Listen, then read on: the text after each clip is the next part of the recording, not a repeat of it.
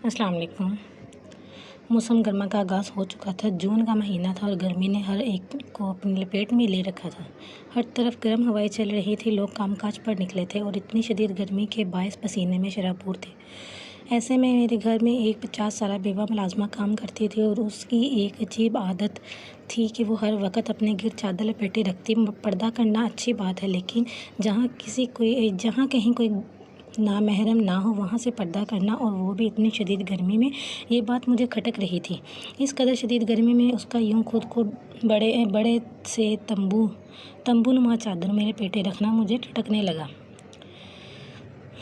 उसे इस कदर शदीद गर्मी में चादर लपेटे देख मुझको कोफ्त होने लगी। मैं उसे कई मरतबा कह चुकी थी कि इतनी गर्मी में चादर लपेटने की क्या ज़रूरत है, मेरे घर में कोई मर्द नहीं है, तुम आराम से हल्के फुल्के दुपट्टे में काम कर सकती हो।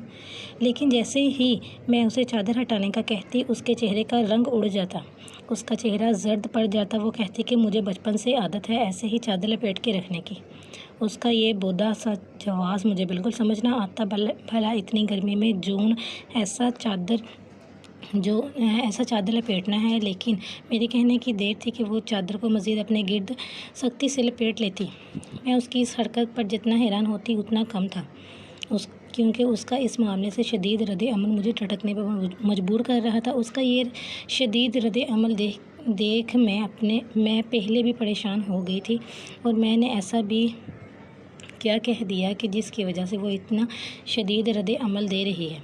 वो ऐसे ही काम करती है, लेकिन किस भी बात का कोई जवाब ना देना। वो पसीने में नहाई होती, लेकिन चादर उतारने पे राज़ी ना होती। मैं हैरान थी कि ऐसा भी क्या है। उसके बावजूद मैं जो इस उम्र में भी खुद को छुपाने की कोशिश कर रही थी, जाने क्यों इसे बगैर चादर देखने का इश्तियाक बढ़ गया। लेकिन 2-3 मरतबा मैंने जाने की कोशिश की, लेकिन जब मुझे कुछ भी पता न चला तो मैं खामोश हो गई और इसे उसके हाल पे ही छोड़ दिया। अब अगर वो चादर उतारने पर राज़ी ना थी तो मैं ज़बरदस्ती तो नहीं कर सकती थी, लेकिन जो भी था, इस औरत का रवैया बड़ा ही मशकूक था।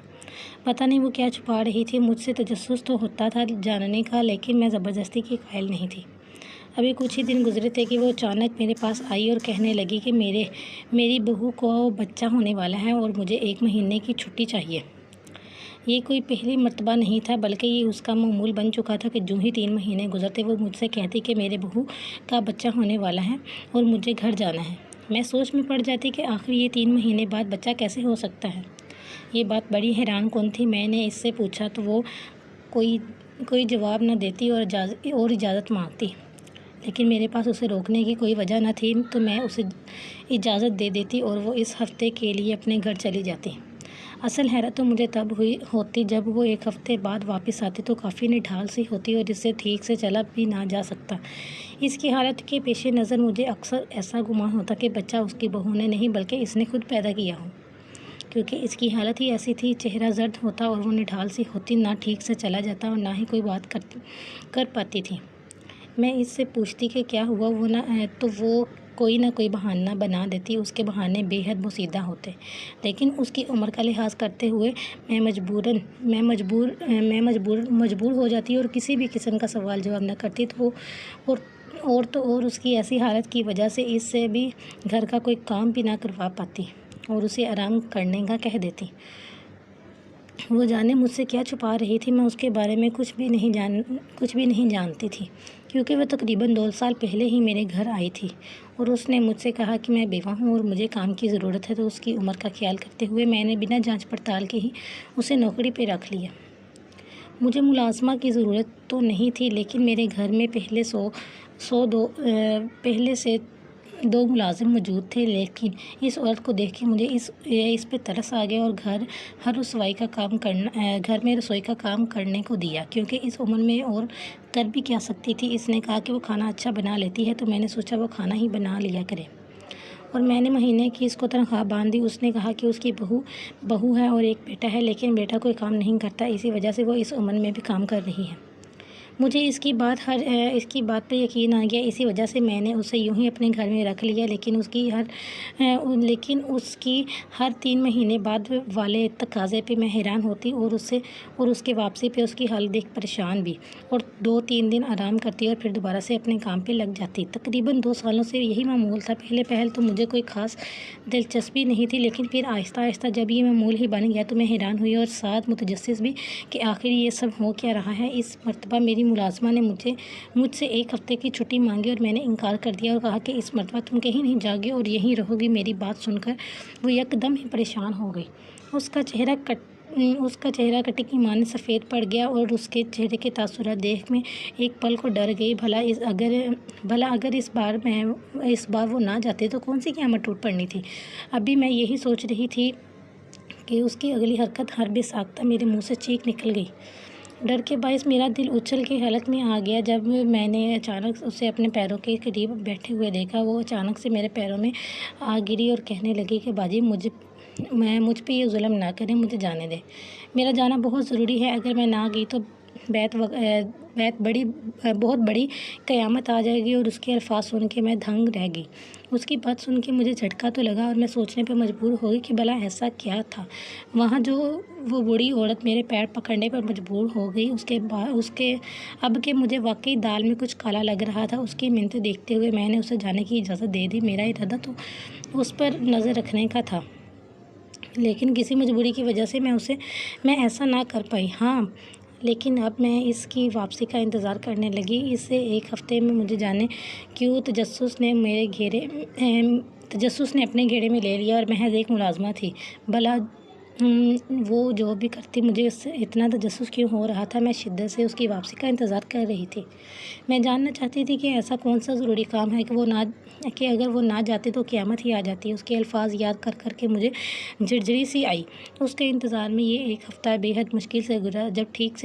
جب ٹھیک 1 ہفتے بعد وہ واپس آئی تو اس مرتبہ اس کی حالت پہلے سے بھی زیادہ خراب تھی۔ اس کی حالت دیکھ کے مجھے واقعی حیرت کا جھٹکا لگا۔ وہ ٹھیک سے چل بھی نہیں پا رہی تھی۔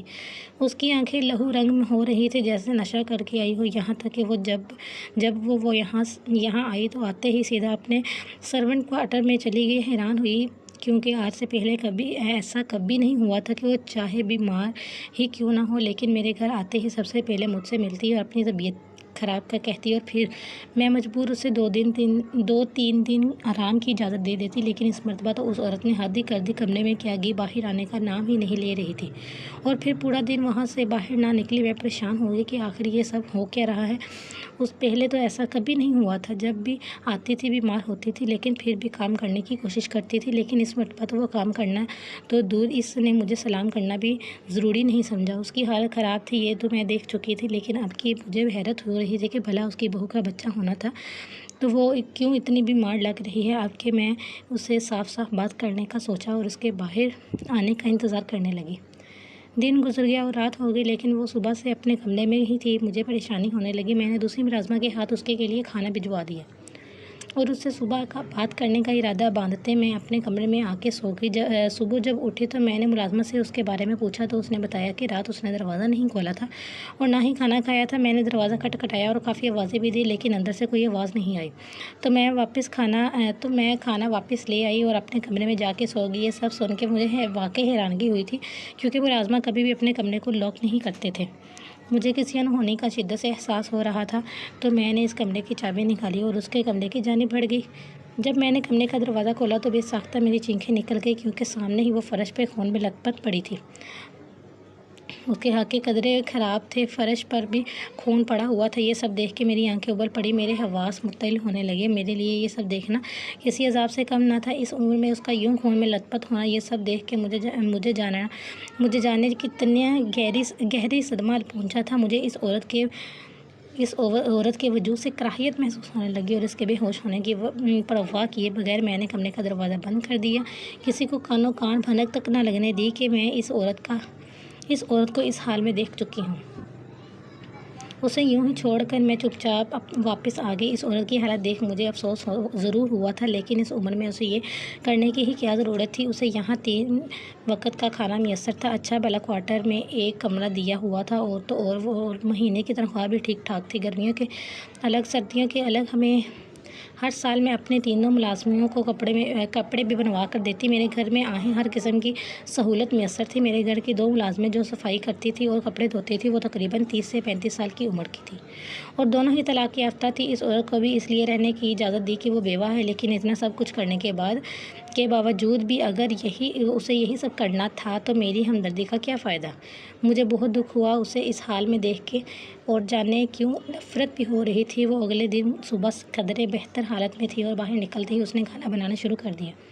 اس کا کام رسوئی تک تھا، اس لیے اسے ناشتہ بنایا اور مجھے دینے آ گئی۔ میں نے چپ چاپ ناشتہ کیا اور ناشتہ کرنے لگی۔ میں نے اس سے کسی قسم کا کوئی سوال نہیں کیا تھا کیونکہ اب شاید مجھے ضرورت ہی محسوس نہیں ہو رہی تھی۔ وقت واپس معمول رفتار کی طرف چلنے لگا تھا اور وہ بھی پہلے کی طرح اپنے کام میں مصروف ہو چکی تھی۔ چادر اب بھی لپیٹے ہی رکھتی تھی، لیکن اب نہ تو اسے ٹوکتی نہ ہی اسے کسی قسم کی بات کرتی۔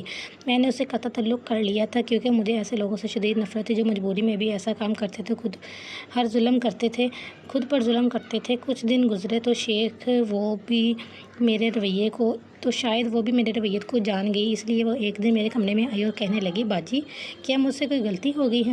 آپ مجھ سے بات نہیں کرتی اور نہ ہی اب میرے کسی بات کا جواب دیتی ہیں۔ اس کا اندازہ ایسا تھا کہ نہ چاہتے ہوئے بھی مجھے اس پہ ترس آ گیا اور اسے شرمندہ کیے بغیر میں نے ہلکے پھلکے انداز میں بات کو ٹال دیا۔ میں نے اس سے پوچھنا چاہتی تھی کہ ایسی کیا مجبوری تھی کہ وہ یہ سب کرنے پہ مجبور ہو گئی کہ میں اس سے کچھ پوچھ سکوں۔ دن گزرنے لگے اور سب کچھ پہلے کی طرح چل رہا تھا، یہ بھی عام دنوں سا ہی۔ ایک دن تھا، موسم سرما کا آغاز ہو رہا تھا۔ میں کمرے سے باہر نکلی تو اچانک اپنی اس بوڑھی ملازمہ کو ریسکیو کان میں لگائے بنا دیکھ رہی تھی، جو ٹس سے مس نہیں ہو رہی تھی بلکہ کسی اسٹیچو کی طرح ایک ہی جگہ پہ جم سی گئی تھی۔ اس کی حالت دیکھ مجھے جھٹکا لگا، چہرے کی ہوائیاں اڑی ہوئی تھی جبکہ اس کا جسم کانپ رہا تھا۔ میں نے فوراً اس کی جانب قدم بڑھایا اور اس کے قریب آ کے اسے کندھے سے تھام کر ہاتھ لگایا تو جیسے وہ ہوش کی دنیا میں واپس لوٹی اور مجھے دیکھ کے فوراً ریاست رکھ دیا۔ میں نے اس سے پوچھا کہ کس کا فون تھا تو وہ بس چپ چاپ کھڑی رہی۔ میں نے 2-3 مرتبہ پوچھا تو اس نے رونگ نمبر کہہ کے بات ٹال دی، جبکہ اس کی حالت دیکھ میں سمجھ چکی تھی کہ کچھ بہت غلط ہو رہا ہے، ورنہ وہ یوں نہ ڈری ہوتی۔ اس وقت وہ کافی پریشان لگ رہی تھی، اسی وجہ سے میں نے کچھ بھی پوچھنے کا ارادہ ترک کر دیا اور اسے اس کے حال پہ چھوڑ دیا۔ وہ کھانا بنانے کچن میں چلی گئی۔ ابھی کچھ ہی دیر گزری تھی کہ کچھ جلنے کی بو آنے لگی۔ میں کچن سے باہر نکلی تو دیکھا کھانا جل چکا تھا اور 2 سالوں میں ایسا پہلی بار ہوا تھا کہ اس سے کھانا جل گیا تھا۔ اب مجھے یقین ہو گیا کہ کوئی بہت بڑی وجہ ہے جس کے باعث وہ اس قدر پریشان ہے۔ وہ ذہنی اذیت میں مبتلا ہے کہ کھانا تک جلا چکی ہے۔ میں نے اسے آرام کی غرض سے اس کے کمرے میں بھیج دیا اور جلا ہوا کھانا پھینکوا کر دوسری ملازمہ کو کھانا بنانے کا کہا۔ اس کا رویہ آج کل کچھ زیادہ ہی مشکوک ہوتا جا رہا تھا، وہ ہر وقت کھوئی سی رہتی تھی۔ میں بہت حیران تھی کہ ایسا بھی کیا تھا جس کی وجہ سے وہ اس قدر خوفزدہ ہے۔ 3 مہینے گزر چکے تھے، لیکن اس مرتبہ عجیب واقعہ پیش آیا کہ میری ملازمہ نے اس مرتبہ گھر جانے کی بات نہیں کی تھی۔ میں کافی حیران تھی کیونکہ 3 مہینے بعد ٹھیک 1 تاریخ کو ہی وہ اپنے گھر چلی جاتی تھی بہو کا کہہ کے، لیکن اس مرتبہ اس نے ابھی تک ایسی کوئی بات نہیں کی تھی۔ میں پریشان ہو گئی، لیکن ایک دن اچانک میں نے اسے گھر کے لینڈ لائن پہ کسی سے بات کرتے سنا۔ اس کی بات سن کے میرے پیروں تلے سے زمین نکل گئی۔ میں نے حیرت و بے یقینی سے اس عورت کو دیکھا اور عمر کے لحاظ سے وہ میری ماں کی عمر کی تھی۔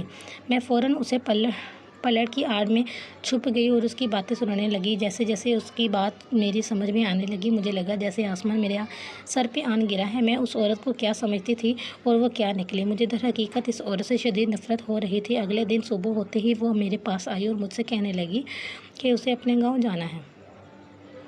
اس بار بھی وہی بہانہ بنایا، لیکن اس مرتبہ میں ساری حقیقت جاننے کے لیے خود بھی متجسس تھی، اس لیے اسے جانے کی اجازت دے دی۔ جیسے ہی وہ گھر سے نکلی میں بھی چوری چھپے اس کے پیچھے ہی نکل گئی۔ اس نے ایک رکشہ روکا اور اس میں بیٹھ گئی۔ میں نے بھی اس کا پیچھا کیا اور ایک گاؤں کی طرف مڑ گیا اور میں اس کے پیچھے ہی تھی۔ جیسے ہی رکشہ رکا وہ نیچے اتری اور احتیاط سے دائیں بائیں دیکھتے ہوئے اس نے کیسے نچلا کر رکشے والے کو دیے اور جانے اس رکشے والے سے کون سے راز و نیاز کرنے لگی۔ میں پیدل ہی تھی کیونکہ گاڑی میں نے بیگ پیچھے چھوڑ دی تھی۔ मैं पैदल ही उसका पीछा कर रही थी। वो गांव की कच्ची गलियों में हर कदम जमाती यहाँ वहाँ भी देख रही थी। उसे यहाँ तक पहुँचते होते रात हो गई, क्योंकि वो शाम के वक्त घर से निकली थी। एहतियात से उसे यहाँ वहाँ देखते अचानक वो एक घर के दरवाजे के पास रुकी और दरवाज़ा खटखटाया। अंदर से कोई लड़की निकली और फिर वो इस लड़की के साथ ही खुद भी अंदर चली गई। कुछ देर गुजरी, मैं वहीं उसका इंतज़ार कर रही थी जब अचानक डूबती से घर का दरवाज़ा खोला और अंदर से दो कमसन तरीन हसीन औरतें निकली।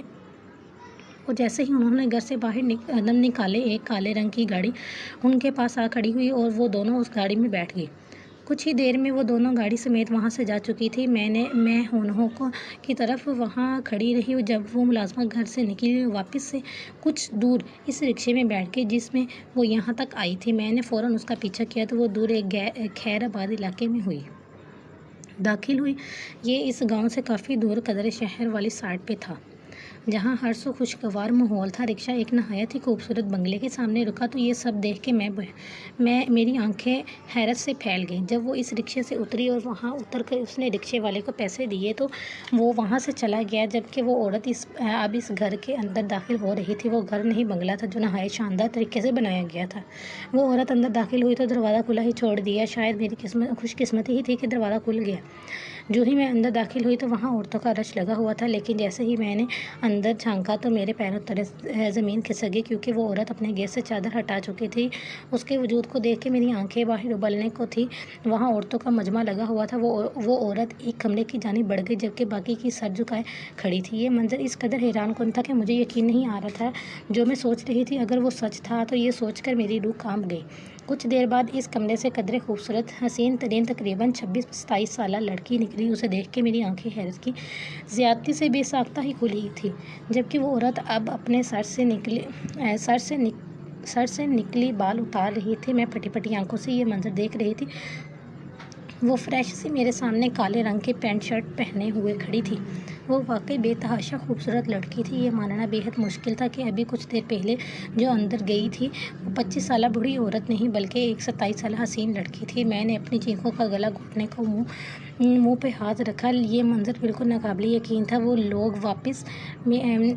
लोग आपस में ड्रग्स के हवाले से कोई बात कर रहे थे और लड़की उनकी बात सुन के सर हिला रही थी। उसने अभी कुछ कहने के लिए मुंह खोला ही था कि अचानक से कुछ ही देर में घर के आगे वही काले रंग की गाड़ी आकर रुकी जिसमें वो लड़कियां थीं। जो ही वो अंदर दाखिल हुई और उन दोनों को देख के इस लड़की के चेहरे पे मुस्कुराहट बिखर गई। उन्होंने इससे पहले वाली लड़की को देख के सलाम किया और 2 बैग इनकी जानिब बढ़ाए। जब उसने वो बैग खोला तो उस बैग में लातदार नोटों की गड्डियाँ देख के मेरा तो सर चकरने लगा, जबकि इस लड़की की आंखों की चमक दीदनी थी। शायद नहीं, मुझे यकीन हो चुका था कि सब गैंग की लड़कियां हैं और वहाँ कोई गैर कानूनी काम कर रही हैं। अब वो आपस में हाथ पे हाथ मार के हंस रही थी और इस लड़की ने पैसे इस वक्त आपस में तकसीम कर दिए। अपने पैसे अपने पर्सों में डालते हुए वो लोग अंदरूनी हिस्से की जानिब बढ़ गए, जबकि उनकी नज़रों में ना आना हर वक्त मैं खुदा का शुक्र अदा किया। मैं फ़ौरन वहाँ से छुपा कर भागी और पुलिस को फ़ोन कर दिया। उन्होंने शुक्र है मुझे देखा नहीं था, इसी वजह से मैं इतनी आसानी से वहाँ से निकल गई। कुछ ही देर में पुलिस ने वहाँ छापा मारा और इन सब लड़कियों को गिरफ्तार कर लिया। मैंने पुलिस को अपने बारे में बताने से मना किया था। मैं खुद एक तलाक याफ्ता लड़की थी, इसी वजह से अकेली घर में महज मुलाजमा के साथ रहती थी। इस लड़की ने आहन जुर्म कबूल कर लिया था और ड्रग्स बेचती थी और जवान लड़कियों को इस नशे का आदी बना रही थी। मेरे घर में वो इसलिए रहती थी क्योंकि वहाँ यूनिवर्सिटी के करीब हॉस्टल की लड़कियों को ड्रग्स का आदी बनाने के लिए वो हमारे सोने के बाद घर से निकल जाती थी। 3 महीने बाद उसकी डील होती थी और वो लोग इस नशे दूत लड़कियों को बेच देते थे और कहीं रह कर ये काम नहीं कर सकती थी। इस वजह से वो एक बूढ़ी औरत बनकर यहाँ रह रही थी। पूरा 1 हफ्ता वो लोग इस काम में मशगूल रहते और यही वजह थी कि जब वो 1 हफ्ते बाद वापस आती और इस कदर थकी होती क्योंकि 1 हफ्ता उन्हें खाने पीने या सोने का कोई होश ना होता था। इन्हें बस अपना काम मुकम्मल करना होता था। इसी रात वो खून में लथपथ थी क्योंकि उसे गोली छू के गुजरी थी। इस वजह से वो इस कदर निढाल थी। सारी हकीकत सामने اچھی تھی، اس کا پورا گینگ پکڑا جا چکا تھا۔ مجھے خود پر افسوس ہو رہا تھا کہ مجھے بنا جانچ پڑتال کے کسی کو یوں ہی گھر میں نہیں رکھنا چاہیے۔ شکر ہے اللہ کا کہ جس نے مجھے وقت سے پہلے